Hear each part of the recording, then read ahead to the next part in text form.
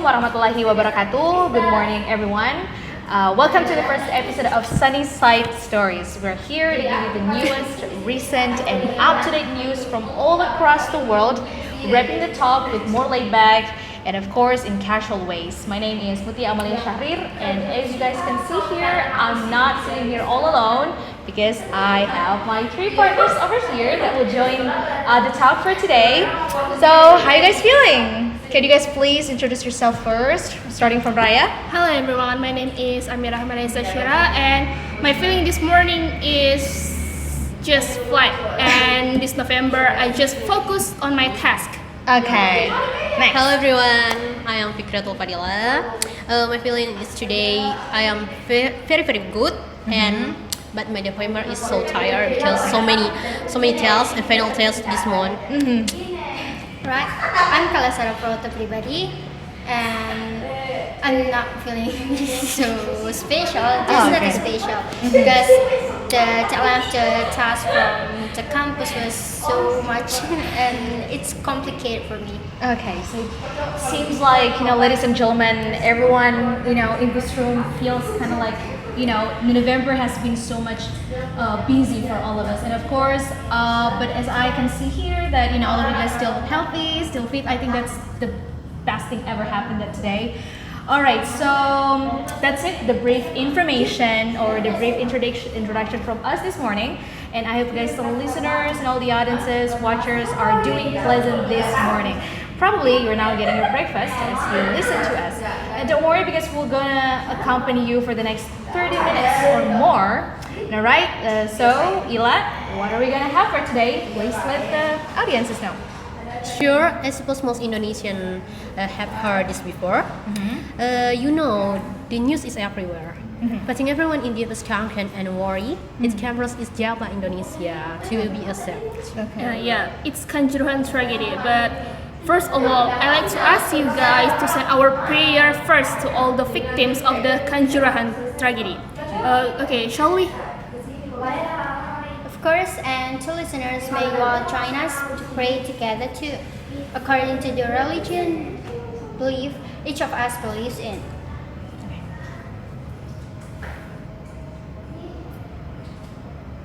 Right, Amin.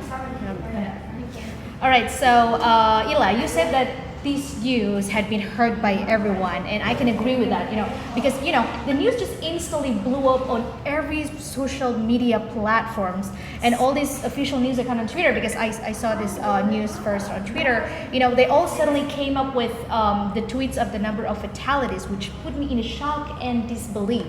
Like, this has not happened before. I mean, it's a football match, and I know that all the supporters of the team that loses will feel so sad and devastated, disappointed in some sort. I know somehow there would be some chaos too, but I never in my mind thought that it would turn out this worse. Yes, I thought so too. So apparently this human crash occurred on October 1st, 2022 has been causing many casualties. Oh, a month and a half, isn't it? Sadly, it was at Kanjuruhan in Malang Regency at Java, Indonesia. Blowing a loss by homeside Arema to repulse Persebaya Surabaya. Around 3,000 Arema supporters invade the pitch. Police said the riotous supporters attacked the players and the team officials. The police attempt to protest the player and stop the riot, but the crowds placed with the security first. In response, riot police units deployed tear gas, which triggered a stamp to all people in the stadium trying to escape from the effect of the gas. A crash from euthanasia resulted in fans being accepted. Okay. Also, I found out that on October 24th, the updated news came out saying that there had been 135 people got killed, meanwhile 583 people got injured. And you know what? This disaster is now known as the second second deadliest in the history of association football worldwide.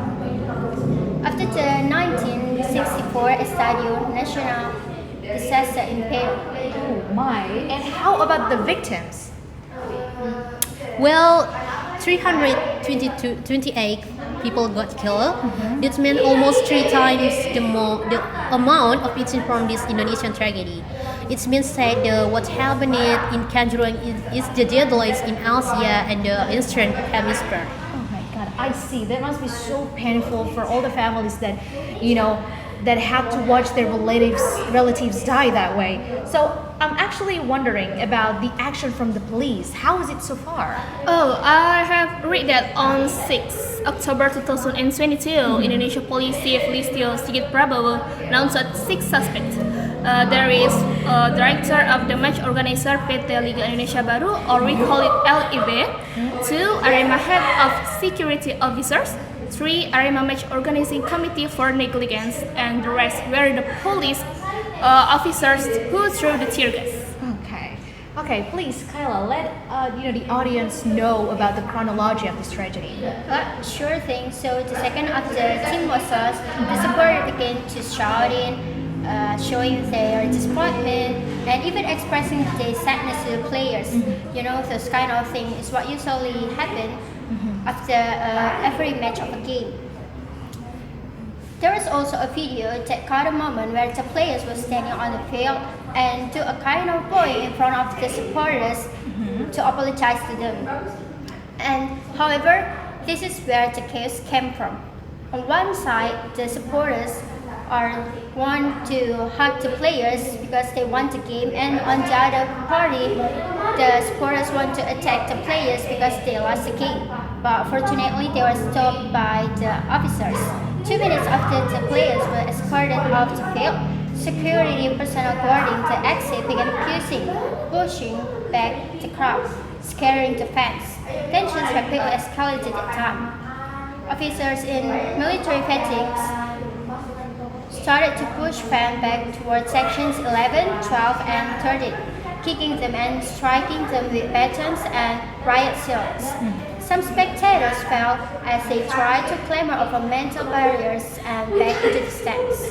At about 9:15 p.m., police expelled into tear gas and flashbacks, smoke caused by players, and gas drifted toward the southern seating sections of the show. Spectators in section 9 and 10 saw post-day Calgit and their eyes start tearing almost immediately.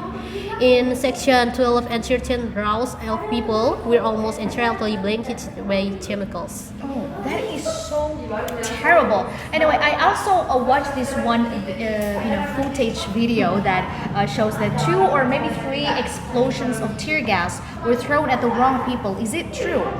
Yes, there's footage that shows some of these police officers throwing tear gas at the people on the field of the grandstands. Kids were part of those people who got trapped on that thick fog. Oh my God. All right, so earlier we talked about the action of the police officers. So I wonder how the government responded to this tragedy. So Raya, can you tell us about it, please? Absolutely. The Malang district government in East Java province dispensed almost 900 million rupiahs for the treatment of victims of the Kanjuruhan tragedy, including the cost of treating those at Kanjuruhan Regional General Hospital. Okay. The head of Malang district, M. Sanusi, remarked that funds for handling victims of the Kanjuruhan tragedy came from the Malang district government's unexpected expenditure budget. Sanusi noted that the cost for treating victims of the Kanjuruhan tragedy at the regional hospital Kanjuruhan would be entirely borne by the Malang district government. Meanwhile, the East Java provincial government will cover the cost of treating the Kanjuruhan tragedy victims, who are undergoing treatment at the RSUD Saiful Anwar in Malang City. He marked. Okay. Yes, in addition to covering the cost for treating victims at the Kanjuruhan Hospital, the Malang district government has prepared funds for treatment treatments costs for victims suffering from eye irritation due to incident at Kanjuruhan Stadium. Kanjuruhan Hospital in Malang district has treated 197 patients and 21 bodies of victims of the Kanjuruhan tragedy. Oh, okay. And how's the progress so far? Because we are in November already, right? So we want to know how's the condition of each injured victim. A total of 197 victims of the Kanjuruhan tragedy that underwent treatment at the hospital had recovered and been sent at home. Okay. At this point, it's been officially confirmed that the riot, which occurred after Arema FC's match against Persebaya Surabaya on the night of October 1st, 2022 at the Kanjuruhan Stadium, Malang District, caused 135 deaths and injured hundreds of people.